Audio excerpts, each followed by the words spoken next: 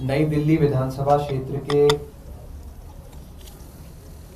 चुनाव अधिकारियों से लगातार हम संपर्क में हैं, उनसे संवाद करते आए हैं और पिछले एक हफ्ते के भीतर जो चीज़ें उजागर हुई वो आज इस प्रेस कॉन्फ्रेंस के माध्यम से आपके सामने रखी गई।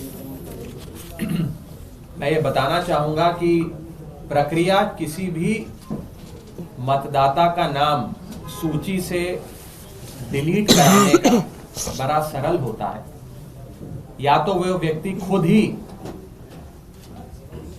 एक फॉर्म 7 इलेक्शन कमीशन में सबमिट कराकर ये कहता है कि मेरा पता बदल गया है, अब मैं इस क्षेत्र का मतदाता नहीं रहा, निवासी नहीं रहा, मेरा वोट यहां से काट दिया जाए।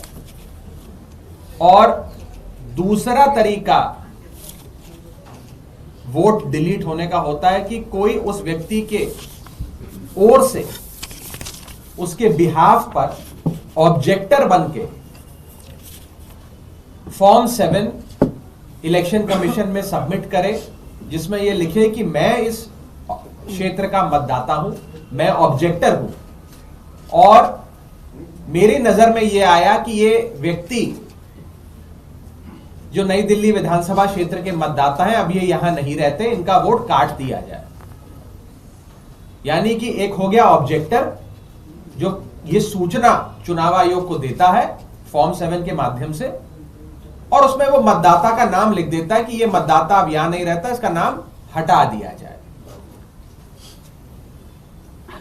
जब भी वोट काटने की प्रक्रिया का पालन किया जाता है तो इस ऑब्जेक्टर को भी एक हेयरिंग के लिए बुलाया जाता है चुनाव आयोग के दफ्तर में, और उस दफ्तर में उस ऑब्जेक्टर से भी पूछा जाता है कि आपने इस प्रकार का आवेदन पत्र दिया, आप स्वीकारते हैं? वो बोलेंगे हाँ जी हम स्वीकारते हैं, और ऐसे फिर प्रक्रिया आगे चलती है। लेकिन बड़ी चौंका देने वाली चीज नई दिल्ली विधानसभा क्षेत्र में हुई, वो ये हुई कि 2 जनवरी, 3 जनवरी और 4 जनवरी 3 दिन लगातार चुनाव आयोग की हेयरिंग नई दिल्ली विधानसभा क्षेत्र के दफ्तर में हुई। उसमें तमाम ऑब्जेक्टर्स को बुलाया गया।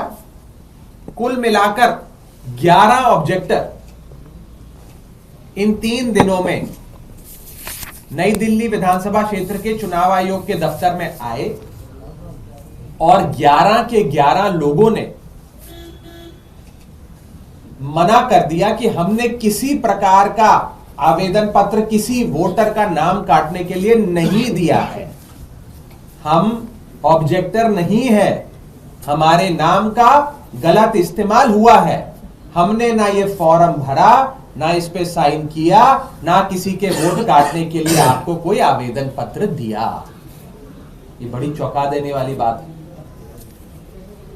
2 जनवरी को तरुण कुमार चौटाला जी जो एनडीएमसी क्वार्टर्स में रहते हैं खान मार्केट में, इनके नाम से 108 एप्लीकेशंस दर्ज करी गई थी वोट काटने, 108 लोगों के वोट काटने के लिए। उन्होंने आकर मना कर दिया कि मैंने इस प्रकार की कोई भी एप्लीकेशन नहीं दी। उसके बाद उषा देवी जी, ये भी 2 जनवरी को पेश होती है, गोल मार्केट की निवासी हैं, इनके नाम से 22 नोटिसेस, 22 आवेदन पत्र दिए गए हैं 22 लोगों के वोट काटने के लिए, इन्होंने मना कर दिया। फिर सुनीता जी पेश होती हैं, 3 जनवरी को विपिन जी, मोनिका जी पेश होते हैं, ये भी मना कर देते हैं कि हमने कोई डिलीशन एप्लीकेशन नहीं दी। 4 जनवरी को राजकुमार जी जो लक्ष्मीबाई नगर में रहते हैं वो पेश होते हैं, इनके नाम से 88 एप्लीकेशंस है वोट काटने की, इन्होंने कहा हमने भी कोई एप्लीकेशन नहीं दी। ममता कुमारी जी काका नगर डीडीए फ्लैट्स में रहती हैं, ये कहती है हमने भी कोई आवेदन पत्र नहीं दिया किसी का वोट काटने के लिए, जबकि ममता कुमारी जी के नाम पर 60 लोगों का वोट काटने की एप्लीकेशन दी गई है। ज्योति जी जो type 2 quarters sector 2 DIZ area Peshwa road पे रहती हैं, इनके नाम पे 125 मतदाताओं का वोट काटने की एप्लीकेशन है। इन्होंने भी पेश होकर कहा कि मैंने इस प्रकार का कोई वोट काटने की एप्लीकेशन आवेदन पत्र नहीं जमा किया है, ना भरा है। एक रुचि तिवारी जी, ये भी 4 जनवरी को पेश होती है, इनके नाम पर 25 एप्लीकेशन है।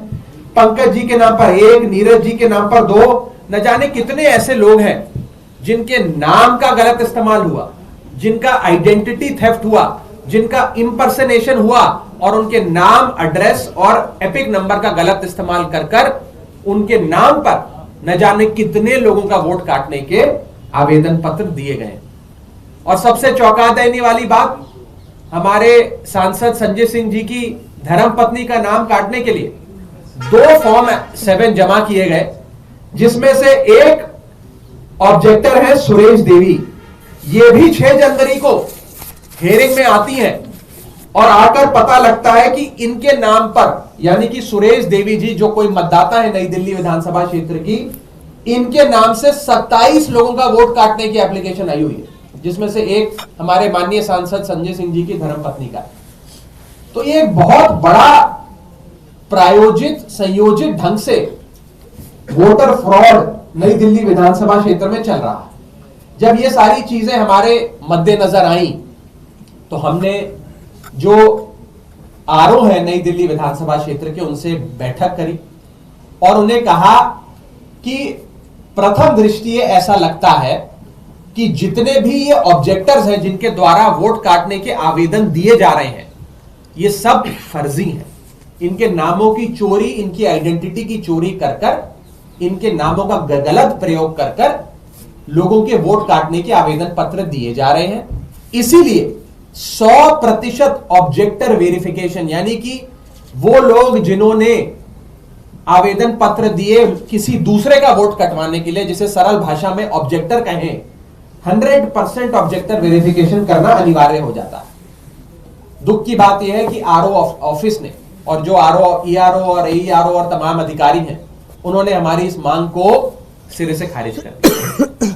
उसके बाद हमने दूसरी मांग रखी कि आपको इन ऑब्जेक्टर्स की हाउस टू हाउस वेरिफिकेशन करनी चाहिए। ये जो 84-90 के आसपास ऑब्जेक्टर्स हैं, इनके घर जाइए, जिन्होंने 6000 लोगों का वोट काटने की एप्लीकेशन दे दी। इनसे पूछिए कि आप यहीं रहते हैं, यहां के मतदाता हैं, क्या आपने इस प्रकार का आवेदन पत्र दिया? तो house to house verification in objectors की होनी चाहिए। ये हमारी पहली मांग थी। ये चुनाव अधिकारियों ने मना कर दिया। हमारी दूसरी मांग थी कि अगर आप हाउस टू हाउस वेरिफिकेशन नहीं करते हैं तो आप हमें इनका पता दे दीजिए, हम करेंगे हाउस टू हाउस वेरिफिकेशन। तमाम राजनीतिक दल जो है नई दिल्ली विधानसभा क्षेत्र में, आम आदमी पार्टी, भाजपा, कांग्रेस, तमाम पार्टियों को इन ऑब्जेक्टर्स का नाम, पता, फोन नंबर सार्वजनिक तौर पे दे दीजिए। हम जाकर उनसे पूछ के बता देंगे कि क्या उन्होंने आवेदन पत्र दिए कि नहीं दिए, और भाजपा को भी, कांग्रेस को भी, तमाम पार्टियों को ये जानकारी दे दीजिए कि कौन है ऑब्जेक्टर्स। दुख की बात है कि हमारी इस दूसरी मांग को भी खारिज कर दिया गया और कहा गया कि ऑब्जेक्टर की डिटेल देने के लिए तो जी कोई प्रावधान ही नहीं है, तो हम कैसे दे दें आपको। हमने उसके बाद तीसरी मांग करी कि चलिए आप पता हमें नहीं दे रहे, आप नहीं चाहते हम जाएं, इन तमाम ऑब्जेक्टर्स को जो इतनी हजारों लोगों के वोट काटने के आवेदन पत्र दे रहे हैं, इनको आप अपने चुनाव अधिकारी का जो दफ्तर होता है उसमें एक मीटिंग के लिए आमंत्रित करिए और उसमें तमाम राजनीतिक दलों के, यानी कि हमारी पार्टी के भी प्रतिनिधि को बुला लीजिए।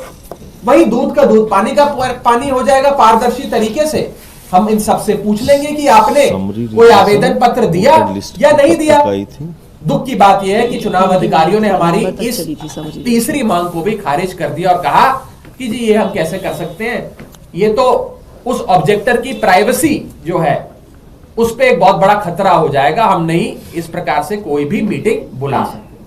हमने चौथी मांग रखी कि चलिए मीटिंग मत बुलाइए, आपको लग रहा है कि उनकी प्राइवेसी पे बहुत बड़ा हमला हो जाएगा ऑब्जेक्टर्स की, कम से कम टेलीफोनिक वेरिफिकेशन तो ऑब्जेक्टर्स की करा लीजिए।